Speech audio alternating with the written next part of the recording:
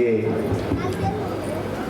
கூடியிருக்கும் ஆன்றோர்களுக்கும் சான்றோர்களுக்கும் என்னுடைய அரசியல் ஆசான்களுக்கும் இந்த கெம்பட்டி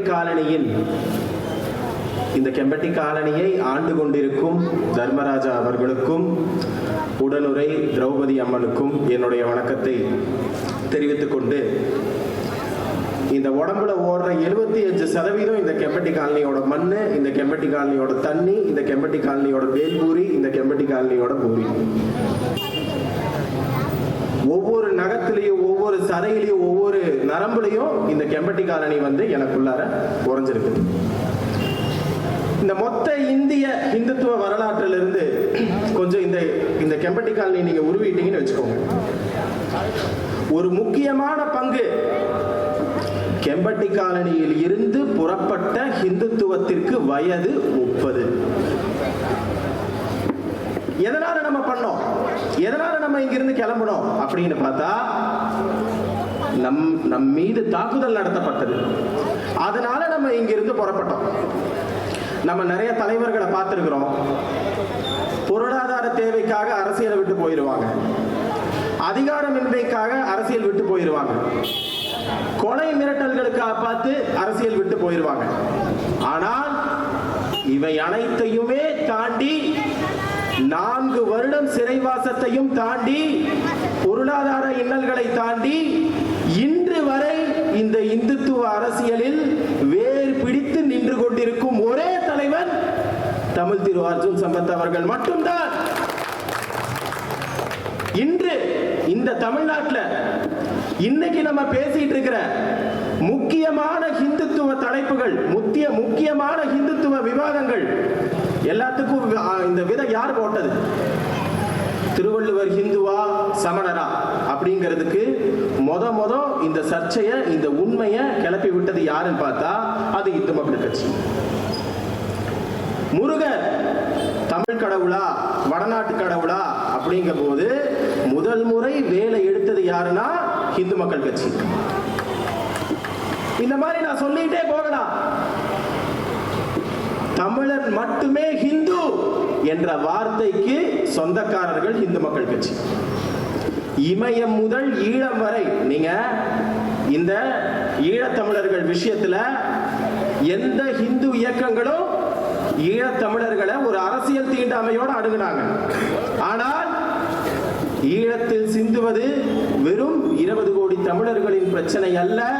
ஈழத்தில் சிந்துவது 130 கோடி இந்துக்களின் பிரச்சனை என்று முதலாக இலங்கை தமிழர் விஷயத்திற்கு காவி நிறம் பூசி அரவணைத்துக் கொண்டது இந்து மக்கள் கட்சி.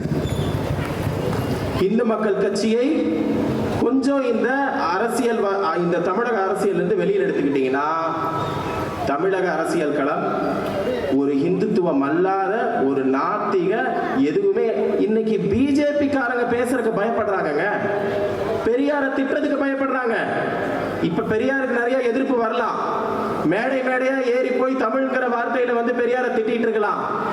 2006 திரு சீமான் அவர்கள், அண்ணன் சீமான் அவர்கள் பெரியார் டி-ஷர்ட் போட்டிருந்திருக்க போது மேடை ஏறி பெரியார் சிலை அங்க இருக்கக்கூடாது, சட்டத்திற்கு புறம்பாக உள்ளது என்று பெரியார் சிலையை அகற்றிய கட்சி இந்து மக்கள் கட்சி. அனைத்து திராவிட எதிர்ப்பு முன்னோடிகளுக்கும் விதை யார் போட்டதுன்னா இந்து மக்கள் கட்சி. இதை சொல்லிக் கொள்வதில் மிகவும் பெருமை அடைகிறோம். இந்து மக்கள் கட்சியின் தேவை இன்றைய அரசியல் களம் மட்டுமல்ல, என்றைக்குமே இந்து மக்கள் கட்சியின் தேவை இந்த தமிழக அரசியல் களத்திற்கு தேவை என்பதை ஆணித்தரமாக நாம் கூற முடியும். எதனால? பாகிஸ்தான்ல நம்ம 30% இருந்தோம், பங்களாதேஷ்ல நம்ம 25% இருந்தோம், ஆப்கானிஸ்தான்ல 10% இருந்தோம். இப்ப எங்க இருக்குது? தோண்டுனா எலும்புக்கூடு கிடைக்குது, தோண்டுனா கோயில் கிடைக்குது, தோண்டுனா சிலை கிடைக்குது. கூடிய சீக்கிரம் தமிழ்நாட்டிலையும் அந்த மாதிரி ஆக போகுது. ஈஜிப்ட் என்ற ஒரு கலாச்சாரம், உலகத்தையே கட்டி ஆண்ட கலாச்சாரம், இன்னைக்கு ஈஜிப்சிய உடை எங்காச்சும் இருக்குதா? ஈஜிப்சிய உணவு பழக்கம் எங்காச்சும் இருக்குதா? எகிப்திய கலாச்சாரம் எங்காச்சும் இருக்குதானா? கிடையாது. ஆனால் தோண்டுனா கிடைக்கும். ஆப்கானிஸ்தான தோண்டினீங்கன்னா என்ன கிடைக்கும்? அந்த நாட்டினுடைய புராதனமான கலாச்சாரம் கிடைக்கும். எங்கேயுமே படையெடுக்காமல் மற்ற இனத்தை எங்கேயுமே தொந்தரவு பண்ணாம வாழ்ந்த ஒரே இனம் எதுனா அது ஹிந்து என்ற ஒரே இனம் மட்டும்தான். படையெடுத்து போனாலும் அந்த இனத்துல எவன் இருக்கிறானோ அவனை கொண்டு போய் சிம்மாசனத்துல உட்கார வச்சு அழகு பார்த்தமே தவிர, நம்ம போய் அவங்களோட கோயிலை இடிக்கிறதும் அவங்களுடைய வழிபாட்டு தலங்களை இடிக்கிறதும் இது நம்ம மரபணுலேயே கிடையாது. இந்த உலக வரலாற்றிலேயே கையில் ரத்த கரை படியாத ஒரே தர்மம் இந்து தர்மம் மட்டும்தான். வேற எந்த தர்மத்துக்கும் இந்த வரலாறே கிடையாது. கிறிஸ்தவத்துடைய வரலாறு என்ன? ஜெருசலேமில் இருந்து அது கடந்து வந்த பாதைகள்ல எத்தனை கலாச்சாரம் ஒளிஞ்சிருக்குது, எத்தனை வழிபாடுகள் ஒளிஞ்சிருக்குது.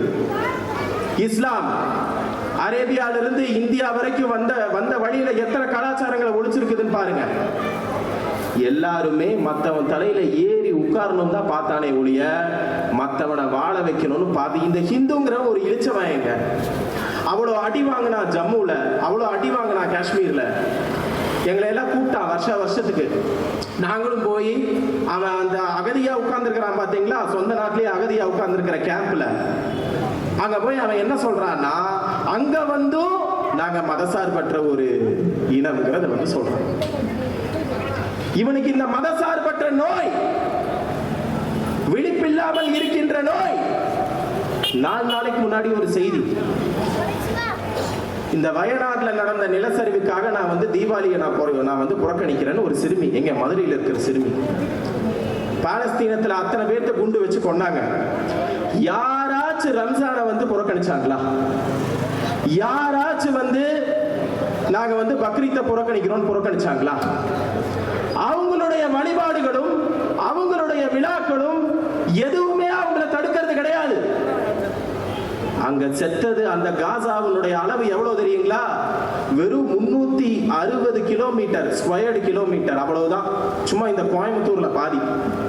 ஆனால் இன்று பங்களாதேஷ் ரத்தக்கரை முழுவதுமாக படிந்திருக்கின்றது. 17 காசா சேரணும் ஒரு பங்களாதேஷ்க்கு. நீங்க எல்லாரும் நம்ம வீட்டுல ஒரு பொம்பளை பிள்ளைகளை வச்சிருப்போம். அங்க இருக்கக்கூடியவன் உள்ள அவனுக்கு பிடிச்ச பொம்பளைகளோ கிழவிகளோ யார வேணாலும் தூக்கிட்டு போலாம். இதுதான் இன்னைக்கு பங்களாதேஷ்ல இருக்கக்கூடிய நிலைமை. யோசிச்சு பாருங்க. இந்த கூட்டம் சேர்ந்தா ரோஸ் மில்க் கொடுக்கிறது, கோவில் திருவிழாக்கள்ல மோர் கொடுக்கிறது, ஆம்புலன்ஸ் வந்தா வழி விடுறது, அது என்னன்னே எனக்கு தெரியலைங்க. எப்பெல்லாம் என் அருமை சகோதரர்கள் இஸ்லாமியர்கள் ஒரு கூட்டம் போடுறாங்களோ அப்பெல்லாம் ஒரு ஆம்புலன்ஸ் கொடுக்க போகுது. போகும்போதெல்லாம் இவனுக்கு வழி விடுறானுங்க. எப்பெல்லாம் இவனுங்க ஒரு கூட்டம் போடுறானுங்களோ அப்பன்னு பார்த்து ஒரு ஐயப்ப பக்தர்கள் போறாங்க, இவங்க எல்லாரும் சேர்ந்து வழி விடுறானுங்க. ஏய், ஞாபகம் வச்சுக்க, இதெல்லாம் 40% இருக்கிற வரைக்கும் தான். 30%, 20% ஆயிட்டான்னு வச்சுக்க, உன் கவுன்சிலரு, எம்எல்ஏ எல்லாரும் சுண்ணத்து பண்ணாதான் நீ நிக்க முடியுங்கிற ஒரு கண்டிஷன் இதுதான் நிலைமை. பங்களாதேஷ்ல என்ன பிரச்சனை? நீ என்ன அரசியல் விழிப்புணர்வு இல்லாம வாழ்ந்துட்டு போயிடலாம் நீ நினைக்கிறியா? மார்க்கெட்ல பொருள் வித்துக்கலாம், ஏதோ ஒரு வேலைக்கு போய் சாப்பாடு கூழோ கஞ்சியோ குடிச்சிட்டு வாழ்ந்துக்கலாம் நீ நினைச்சிட்டு இருக்கிற, அதானே? பங்களாதேஷ்ல தொழில் பண்ண முடியல. நல்லா தெரிஞ்சுக்க, பட்டு நெய்யறதுக்கு தனி ஒரு ஜாதி இருக்குது. பட்டு நெய்ய கூடாதுன்னு அந்த பட்டு நெய்யற அந்த மிஷினை அடிச்சு உடைச்சு பத்த வச்சிருந்திருக்கான். பங்களாதேஷ்ல இருக்கிறது யாரு? ஐயர்கள் இருக்கிறாங்களா? பட்டேல் இருக்கிறாங்களா? இருக்கிறது ஃபுல்லாமே பாத்தீங்கன்னா தாழ்த்தப்பட்ட சமுதாயத்தில் அருந்ததியினர். யாரை நம்பி போனாங்க தெரியுமா? அந்த காலத்துல ஒரு திருமாவளவன் வாழ்ந்தாரு பங்களாதேஷில்.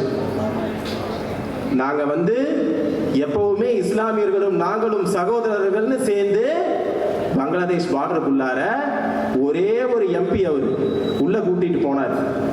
கடைசியில என்னாச்சு தெரியுங்களா? அண்ணன் திருமாவளவன் அவர்கள் எங்களுக்கு அந்த வரலாற்றை எடுத்து படிக்க வேண்டும், இல்லாட்டி நாங்க போஸ்டல் அனுப்புறோம். கடைசியில சொந்த மகளை காப்பாற்ற முடியாம வெஸ்ட் பெங்காலினுடைய அந்த அகதிகள் முகாமுக்கு வந்து ஒதுங்கினார் ஜோகீந்திரநாத் மண்டல். ஒரு மிகப்பெரிய ஒரு பாடம். நீங்கெல்லாம் என்ன வந்து இவங்களை காப்பாற்ற போறீங்களா?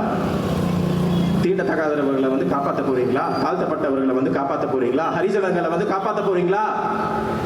கிடையாது. உங்களுடைய நோக்கம் அது கிடையாது. வந்து நாங்க வந்து குடிசைகள் எல்லாமே அகற்றிட்டு நாங்க வந்து மாடி கட்டி கொடுத்து அவனை ஒரு சுகாதாரமா வாழ வைக்கணும் நாங்க நினைக்கிறோம். ஆனா நீ திருப்பி அவனை சுகாதாரமே இல்லாத இடத்துல திருப்பி வாழ வச்சு அவனை அதே இடத்துலயே உனக்கு கேஸ் வேணாலும் அதே இடத்துல போய் அவனை பிடிச்சிட்டு வந்துக்கலாம், உனக்கு பிரச்சாரத்துக்கு ஆள் வேணாலும் அதே இடத்துல போய் பிடிச்சிட்டு வந்துக்கலாம். நானும் பார்க்கிறேன், திமுக மீட்டிங் போட்டாலும் அண்ணா திமுக மீட்டிங் போட்டாலும் ஏன்டா இந்த ஏரியாலே வந்து பஸ் லாரி எல்லாம் நிக்குது? இந்த மக்கள் என்ன நீ உன்னுடைய அரசியல் பிழைப்புக்காக நீ பயன்படுத்துற பகடக்காயா? ஹிந்துத்துவத்தின் மீது ஒரு மிகப்பெரிய ஒரு அரசியல் தீண்டாமை இங்கே இருக்கிறது. இவர் கூட போட்டோ எடுக்கிறதுக்கு தயங்குறானுங்க. எங்கேயோ அவனுக்கு ஓட்டு போயிரும். எவ்வளவு பெரிய அநியாயம் பாருங்க. சரி, உன்னையவாக ஒழுங்கா வாழ வைக்கிறானா?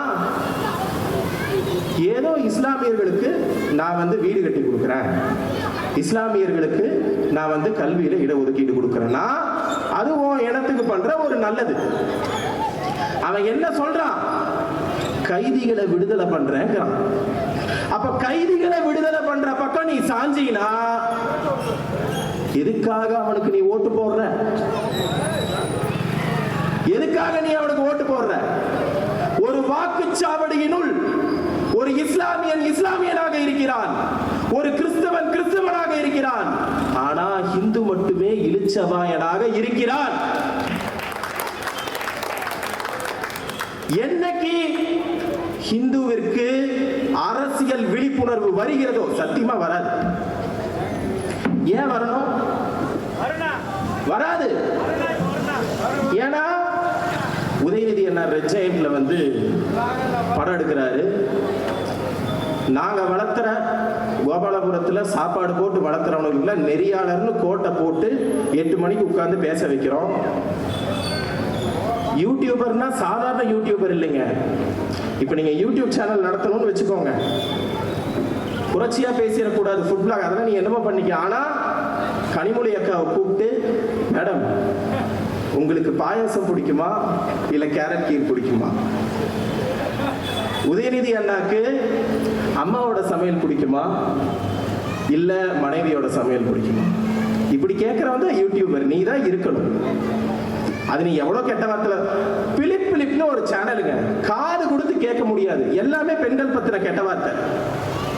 ஒரு பாட்காஸ்ட்ல போய் எங்க அக்கா வந்து கனிமொழி போய் உட்கார்ந்துட்டு வந்துட்டாங்க. அவன் மேல கேஸ் இல்ல. ஆனா எவெல்லாம் வந்து திமுகக்கு எதிராக வெள்ளம் வந்தப்போ வீடியோ போட்டானோ அவனை எல்லாம் தூக்கிட்டு போய் உள்ள போடு. அப்ப யூடியூபர்னா என்ன? கோபாலபுரத்துல ஏதாவது ஒரு அடப்பு இருந்து எடுத்து விட்டீங்கன்னா நீ யூடியூபர், நீ நெறியாளர், நீ வந்து பத்திரிகையாளர், நீ போராளி, நீ வந்து மக்கள் போராளி, நீ எழுத்தாளர், நீ புத்தகம் எழுதுறவன். இப்ப இந்த படம் எடுக்கிறவன் எல்லாத்தையும் நான் கேட்கிறேன். இந்த பாரஞ்சு தன்னை அவர் வந்து என்ன சொல்றாருன்னா, இந்த ஆம்ஸ்டாங் அண்ணா வந்து கொலை வழக்குல திமுக அரசை கண்டிக்கிறேன்னு சார்பேட்டா பரம்பரைன்னு ஒரு படம் எடுத்தாருங்க. இந்த சார்பேட்டா பரம்பரை வந்து ஒரு புனைக்கதை. இந்த சார்பேட்டா பரம்பரையில் இருக்கிற அந்த புனைக்கதையில திமுகங்கிற சப்ஜெக்டை எடுத்துட்டு வர தேவையே இல்லை. வடிச்சு எடுத்து அங்க வந்து இந்த பொடாலைய அது பேர் என்ன, எதிரோ கைது மிசா கசமுசா, இந்த மிசால வந்து திமுக காரன் ஒருத்தர் உள்ள போற மாதிரி கேஸ் எழுதுறான். அப்ப நீ வந்து எந்த ரகத்துல நீ திமுக எதிர்ப்பாளர்? நான் கேட்கறேன். இந்த படம் எடுக்கிறவன், இந்த கவிதை எழுதுறவன், இந்த புத்தகம் எழுதுறவன், இவங்களை எல்லாத்திட்டு இருந்து தமிழகத்தை காப்பாற்றணும். அவங்க குடும்பத்துக்கிட்ட இருந்தே அவனுங்களை காப்பாற்றணும். ஏன் தெரியுங்களா? எப்படிதான் இவனுக்கு பக்கத்துல படுக்கிறானுங்கன்னு தெரியல. பயமா இருக்குது எனக்கு அவனுங்களை பார்த்தா. ஒரு புள்ள வந்து சொல்லுதுங்க, இந்த வானவில் பேரணியில இந்த இது ரேஸ் கோர்ஸ்ல நடந்ததுல என்ன சொல்லுதுன்னா, நான் இத்தனை நாளா வந்து நான் வந்து பெண் மேல எனக்கு ஈர்ப்பு இருந்துச்சு, இப்ப திடீர்னு எனக்கு வந்து வேற மாதிரி எனக்கு ஈர்ப்பு வந்துருச்சு அப்படின்னு சொல்லுது. இதை துவக்கி வைக்கிறது யாரு தெரியுங்களா? திமுக குடும்பத்தினுடைய குத்து விளக்கு நம்ம கிருத்திகா உதயநிதி. இதுவாடா வேலை? எல்லா அரசு பள்ளிகள்லயும் LGBTQ பத்தின ஒரு விழிப்புணர்வு. இதுவா ஒரு தமிழக அரசுடைய வேலை? இவனுங்களுக்கு 5% உள் இடஒதுக்கீடு தெரியுமா உங்களுக்கு? யாருக்கு ஒரு இடஒதுக்கீடு தெரியுங்களா? தாழ்த்தப்பட்டவங்களுக்கு கிடையாது. கார்பரேட் நிறுவனங்கள்ல யாருக்கு இடஒதுக்கீடுனா, ஆம்பளை காதலிக்கிறாங்கல்ல அவனுக்கும், பொம்பளை காதலிக்கிறாங்கல்ல அவங்களுக்கும் இடஒதுக்கீடு. இது உண்மைங்க. முதலீட்டாளர் மாநாட்டில் என்ன சொல்றானுங்க? வானவில்லா இருக்கிறவங்களுக்கு 5% உள் ஒதுக்கீடு. எங்க போகுது நாடுன்னு தெரியல. இவெல்லாம் வந்து தமிழர்களுடைய இனம் எப்படி தெரியுங்களா? கடல் கடந்து கோயில் கட்டினான், இங்கேயும் கோயில் கட்டினான். எவனுக்கோ போய் மருத்துவம் பார்த்துட்டு வந்திருக்கிறான். இங்கிருந்து ஈஜிப்துல போய், இங்கிருந்து கிரீஸ்ல போய், எல்லாத்துக்கும் போய் மருத்துவம் பார்த்துட்டு வந்திருக்கிறான். ஒரு 30 தலைமுறை தாண்டிச்சுன்னு வச்சுக்கோங்க, நம்மளை பார்த்து இந்த சமூகம் சிரிக்காது. இந்த மாதிரி கோமாளித்தனம்லாம் பண்ணிட்டு கிடந்தா. நாங்க பேசக்கூடாதுங்கிறது அவங்களுடைய நோக்கம் இல்லை. நாங்க ஒரு கூட்டம் போட்டோம்னா கான்ட்ரோவர்சியா பேசிடாதீங்க, திமுகவை பத்தி பேசிடாதீங்க, மதத்தை பத்தி பேசிடாதீங்க. நாங்க பேசக்கூடாதுங்கிறது அவனுடைய நோக்கம் கிடையாது. நீ கேட்டக்கூடாதுங்கிறது தான் அவனுடைய நோக்கமே. நீ எங்காச்சும் கேட்டு தப்பி திப்பி அவன் சொல்றதுதான் செய்தி உனக்கு. அவன் காமிக்கிறவன் தான் போராளி, அவன் எடுக்கிறது தான் படம். ஏதாவது ஒரு தரமான படம் வந்துச்சா தமிழ் படத்துல? நீங்க கொஞ்சம் யோசிச்சு பாருங்க மக்களே. ஒரு படம் மொத்த டைரக்டரையும் காசு கொடுத்து வச்சிருக்கான். கழகத்துக்காக நீ படம் எடுத்தீங்கன்னா ஓகே, ஏதோ ஒண்ணு. ஆனால் ரொம்ப நாள் இவன் இப்படி இருக்க போறது கிடையாது. உள்ள தண்ணி வந்துச்சுங்க, வீட்டுக்குள்ளார தண்ணி வந்துச்சு. இந்த திருந்தாத தமிழை நான் கேட்கிறேன். 12 மணிக்கு கரண்ட் போனாலும் கொசு அடிச்சுட்டே போய் உதயசூரியனுக்கு குத்திட்டு வந்திருக்கிறான் பாருங்க. இவனை எல்லாம் வரலாறு மணிக்குமா நான் கேட்கிறேன். ஏய், இவன் வந்து உன்னை தமிழ்நாடை வந்து தனிநாடா வாங்கி கொடுக்குறேன்னு நிறைய பேர் சொல்லிட்டு கிடக்குறானுங்க திமுகக்குள்ளார. அப்படி நீ ஏதாவது வாங்கிட்டு வந்துட்டேன்னு வச்சுக்கோ, நாங்க பிரிஞ்சு அந்த சைடு ஓடிடுவோம். கர்நாடகாவோ கேரளாவோ நாங்க போய் பொழைச்சுக்குவோம். நீ அகதியா வந்து இந்தியா பக்கம் தாண்டா நிக்கணும். தமிழ்நாட்டில் ஒண்ணு என்ன வாழ வச்சுட்டு இருப்பான்னு நினைக்கிறியா? மண்ணை தோண்டி தின்னு போடுறான். நல்லா தெரிஞ்சுக்க, எல்லாமே மலையை நோண்டி மண்ணை நோண்டி தண்ணியை திருடி எல்லாமே தின்னு போடுறான். அடுத்து எங்க தெரியுமா கை வைப்பான்? உன் கிட்னியில தான் கை வைப்பான். திருடுறதுக்கு எதுவுமே இல்லைன்னு வச்சுக்க, அடுத்த எய்ம் கிட்னி குடல் எல்லாத்தையும் புடிச்சு கொண்டு போய் வித்து காசாக்கி இந்தியாவிலிருந்து மறுபடியும் கருணைக்காக பணங்க. எதுக்குடா நாட்டை பிரிச்சு எடுத்துட்டு போறீங்க? இத்தனை நாடு பிரிச்சு எடுத்துட்டு போனீங்களே, பாகிஸ்தான் தனியா எடுத்துட்டு போனீங்க, ஆப்கானிஸ்தான் தனியா எடுத்துட்டு போனீங்க, பங்களாதேஷ் தனியா எடுத்துட்டு போனீங்க. எடுத்து போய் என்ன சாதிச்சீங்க? ஒவ்வொரு பார்டர்லயும் எங்க நாட்டுக்கு வர்றதுக்கு தாண்டா மறுபடியும் துடிக்கிறீங்க. என்னத்தை நீ கிழிச்ச பங்களாதேஷ்ல? ரொம்ப நகைப்புக்குரிய செய்தி என்ன தெரியுங்களா? மகிழ்ச்சி பட்டியல்னு ஒண்ணு வெளியிடுறானுங்க. மகிழ்ச்சி பட்டியல்ல மக்கள்லாம் வந்து எந்த நாட்டில் ரொம்ப மகிழ்ச்சியா இருக்கிறாங்க அப்படிங்கறத வந்து அவன் கணக்கெடுக்கிறான். அந்த மகிழ்ச்சி பட்டியல்ல இந்தியாவுக்கு என்ன இடம் பார்த்தீங்கன்னா 45வது இடமோ 42வது இடமோ கொடுத்தான். பாகிஸ்தான் எத்தனாவது இடத்துல இருந்துச்சு தெரியுங்களா? பாகிஸ்தான் இருந்தது வந்து 7வது இடத்துலயும் 8வது இடத்துலயும் இருந்துச்சு. பங்களாதேஷ், இப்ப இருக்கிற பங்களாதேஷ், அது எத்தனாவது இடத்துல இருந்துச்சு தெரியுங்களா? 12வது இடத்துல இருந்துச்சு. அவன் சொல்லி வாய மூடலைங்க. அடுத்த நிமிஷமே பாகிஸ்தான்ல பஞ்சம் வந்து சப்பாத்திக்காக கியூல நின்னா பாருங்க. சொல்லி 3 மாசம் ஆகல அந்த பட்டியல் வெளியிட்டு. உடனே பங்களாதேஷ்ல உள்ள பூந்து, என்னடி அந்த அம்மாக்கு என்ன வயசு நான் கேட்கிறேன், ஷேக் ஹசீனாக்கு, ஒரு பெண் பிரதமராக இருப்பது உனக்கு வந்து கண்ணு உறுத்துது. இன்னைக்கு என்னங்க சண்டை பார்லிமெண்ட்ல?